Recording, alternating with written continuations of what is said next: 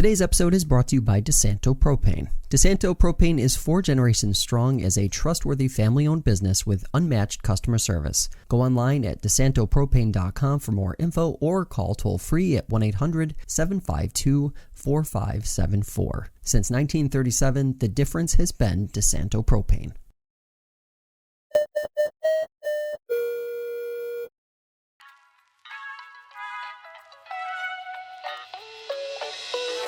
All right, for FingerLakes1.com, I'm Josh Durso, and this is FLX Today. It is time for our monthly chat with Chris Lajewski from the Montezuma Audubon Center up in Wayne County. Chris, thanks so much for taking the time today. Appreciate it. It's good to be with you, Josh. Fall is here. Last time we talked, I think it was like 90 degrees. Boy, has that changed.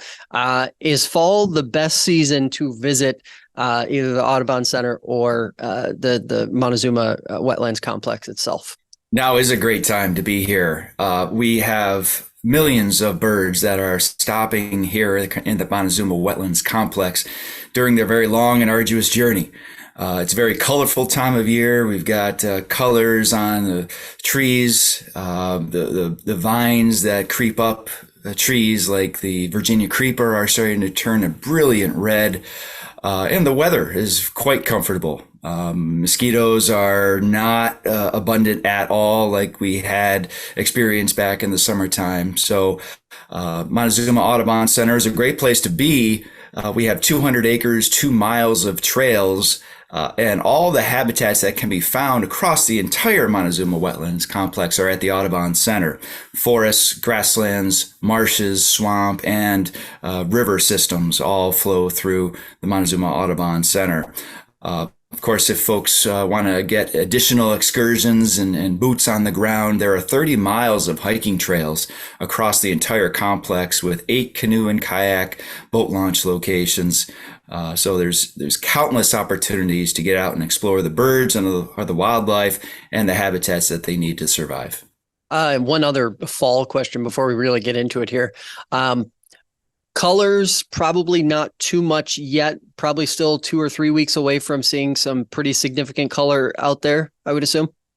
Well, we're starting to see color. Foliage is turning color now. A lot of yellows, some hints of orange and red out there. Like I mentioned, the Virginia creeper that tends to creep up our large canopy trees are pretty much at peak right now. It's just spectacular, brilliant red, which just gorgeous to look at. And then as we get deeper into October, mid-October really would be about the peak of foliage turning at the Montezuma Wetlands Complex. Makes sense.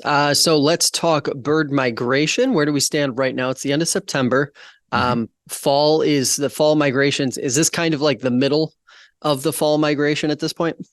Yes, the waterfowl migration is starting to ramp up. Ducks, geese, and swans continue to come in to the Montezuma Wetlands Complex. We typically see 36 species of ducks, geese, and swans during this time of year. And as we get deeper into October, second to third week of October, we consider to be around the peak of that waterfowl migration. So a lot of time still to go here as we ramp up with waterfowl migration. Songbird and shorebird migration is largely past peak and now dwindling. Now just the occasional swallow or warbler or vireo continuing to pass on through. Shorebirds have mostly come through, so the sandpipers and plovers and yellowlegs have mostly worked their way southward. They're going to be heading down to the southeast United States coastal areas along the Gulf Coast. Some make it down into the central part of the Caribbean islands and South America as well. So just now ramping up with the larger birds, the waterfowl, and it was only going to get better each and every day. Absolutely. Species spotlight this month is the blue-winged teal. Am I pronouncing that correctly? No surprises? You got it. Teals are generally very small ducks, and there's a blue-winged teal and a green-winged teal, and we've been seeing quite a few of the blue-winged teal at Montezuma Audubon Center. When the males are in their breeding plumage, they're they're a brown-bodied duck with some dark speckling on the chest and a slaty blue head with a white crescent behind the bill. Very striking. And the females are mostly just brown overall. In flight, both the male and the female reveal this very bold, powdery blue patch on their wing, very distinctive. The only duck species that we have that exhibits that powdery blue large patch. Because they're small, they are very fast flyers, and they tend to stay flocked up in significant numbers. We're seeing about 2 dozen to 3 dozen blue-winged teals in a flock. They twist and turn in unison in marsh habitats. They're generally considered to be a warm weather duck, so they will migrate southward during fall migration tending to be earlier than other duck species. And they're going to go down to the Gulf Coast states. Some may even make it down to South America to spend the winter. You're going to find the blue-winged teal in marsh habitats, very shallow water, where it will glean small aquatic insects as well as seeds and other vegetation from the surface of the water. And so we're seeing quite a few of these ducks right now. It's a great time to be out. We expect to see many more of these blue-winged teal coming through the Montezuma Wetlands Complex over the coming weeks. And we just had muck races recently out at Montezuma. Talk to us a little bit about that. Well, another successful Montezuma muck race. This was the 26th annual Montezuma muck race. It's a fundraiser for the Friends of the Montezuma Wetlands Complex. There were 150 people who participated in this year's muck race, which is a record number. And we had dozens of teams. People can register as a competitive or recreational team, a photo team, a low carbon team. We had collegiate teams out there and family teams as well, which was great to see. All the participants collectively found 180 different bird species, which is not quite a record, but right up there, right on par with what we typically see. The weather was ideal back in the second weekend of September for us.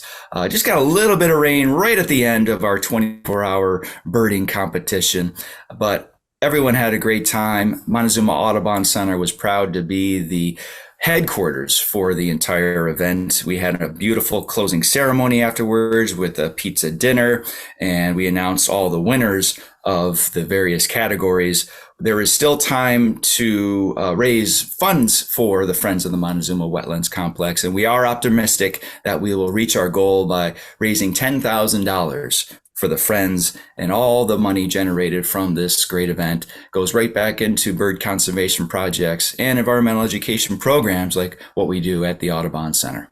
That's awesome. Great work, like all of the work you guys are doing out there. Registration is still open for the youth pheasant hunt in a couple weeks?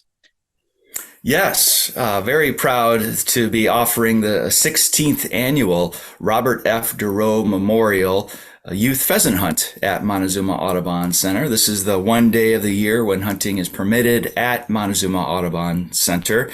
We've been offering this pheasant hunt in cooperation with many organizations and agencies. DEC and U.S. Fish and Wildlife Service have been great partners. Wayne County Federation of Sportsmen Clubs, Pheasants Forever, Ducks Unlimited, and many individuals who have contributed to this event over the years and made it a great, successful, and safe event for young hunters ages 12 to 15. We just had a really nice dinner, an opening dinner over this past weekend, and this coming weekend is our waterfowl hunt, which is full. We are not accepting any more youth hunters for that. However, we do have 5 spots available for the youth pheasant hunt coming up on October 14th. This will be right at the Audubon Center. We'll place birds out on the grasslands at the Audubon Center.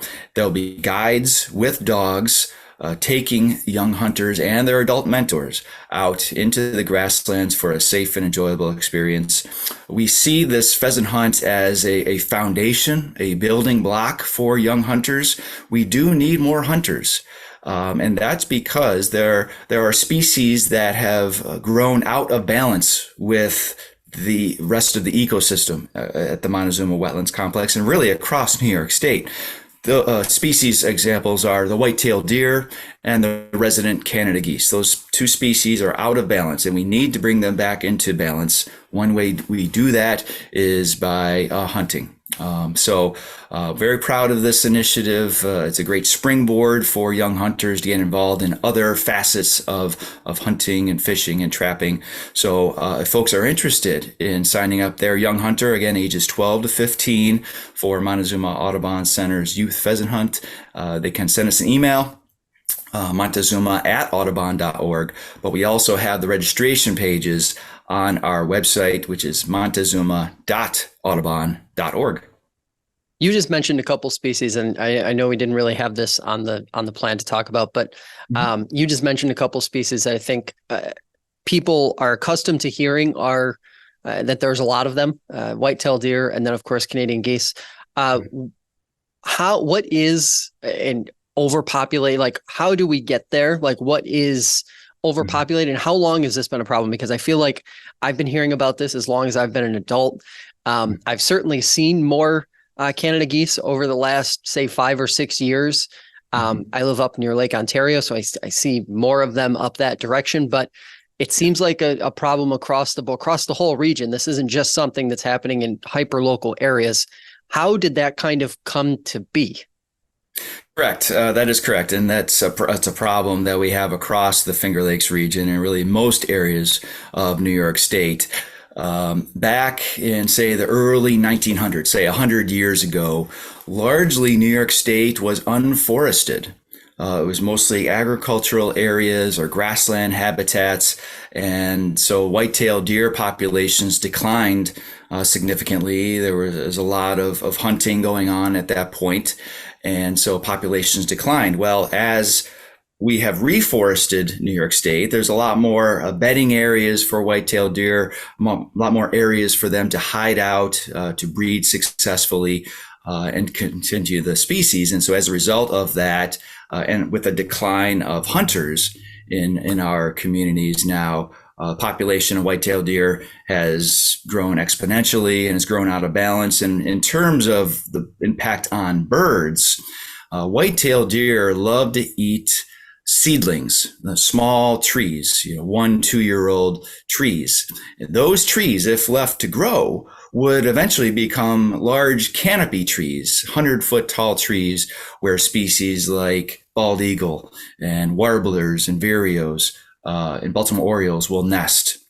So that's why we've gotten involved in the hunting community to try to encourage more hunters to take up this, and especially the young hunters. And we need to bring down the white-tailed deer population to benefit birds and the habitats that they need. In terms of the Canada goose, that's a long story, but I'll give you the synopsis. Way back about 100 years ago, biologists were trying to put more Canada geese on the land. Many waterfowl species populations were decimated by overharvesting and habitat loss.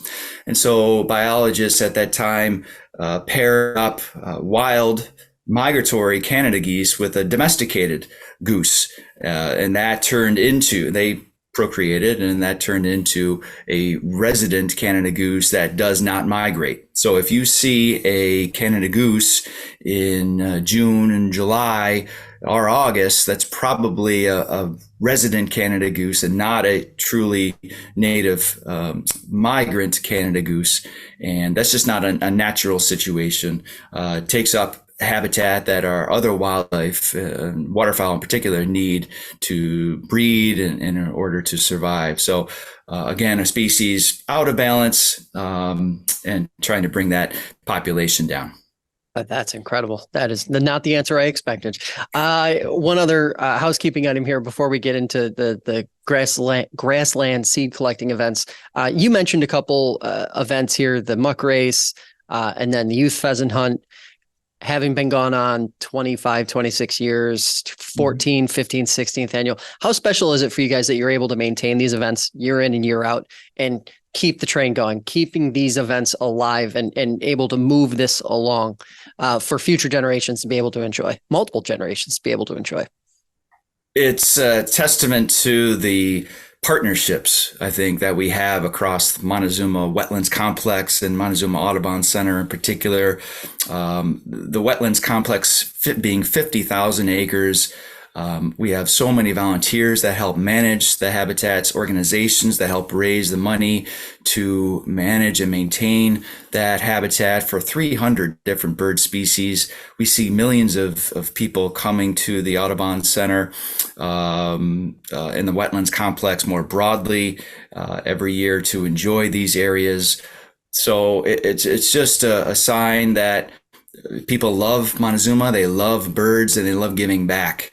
And inspiring the next generation of conservationists, birders, and yes, young hunters as well, to get involved in these activities to support the work going on. So very rewarding, gratifying to see all the support that we get each and every year.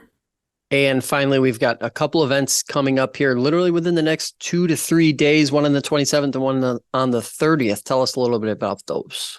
Yeah, we're hosting a couple of volunteer opportunities. One is September 27th and another one Saturday, September 30th. They're both taking place down at the Seneca Meadows Wetlands Preserve on Black Brook Road in Seneca Falls. We're going to be collecting grassland seed from that preserve from about 9 a.m. to noon. This is a very important activity that we lead every early fall season, late summer season, because we then will take the seed collected from Seneca Meadows Wetlands Preserve and dry it out and then sow that seed in similar habitats at the Montezuma Wetlands Complex, either on New York State DEC properties or U.S. Fish and Wildlife Service lands. Grassland habitats largely are the most imperiled habitat that we have at the Montezuma Wetlands Complex. It's fairly rare, and outside of the Montezuma Wetlands Complex, it's an even rarer commodity or habitat because it's so easy to build on. It's so easy to farm, and if left unmanaged, it can quickly turn into a shrubland and eventually into a forest habitat. There are specific species of birds that need grassland habitat, species like Savannah sparrow, bobolink, short-eared owl, just to name a few. And these are imperiled bird species in severe decline in terms of population. So we restore these grasslands across Montezuma Wetlands Complex. We educate people about the seeds that they're collecting when they come and volunteer with us. We show them what the seed looks like, provide all the supplies that they're going to need, basically gloves, if they'd like gloves to wear, and a bag. And we venture out for about 3 hours in that grassland. And then it's a lot of fun to come together after the morning of work because we'll have a lunch provided by the Friends of the Montezuma Wetlands Complex. So still opportunities for folks to volunteer for these 2 upcoming volunteer days. They can give us a call at Montezuma Audubon Center to register. That number 315-365-3580, or simply email us montezuma@audubon.org. It's a family-friendly event, beautiful stretch of weather coming up, and you get to see some really cool habitats and really amazing birds down there at Seneca Meadows Wetlands Preserve. Get out there and check it out. Hey, Chris, thanks so much for your time and the work your team is doing. Greatly appreciated, maintaining one of the most beautiful spots out in the Finger Lakes for sure. Thanks very much, Josh.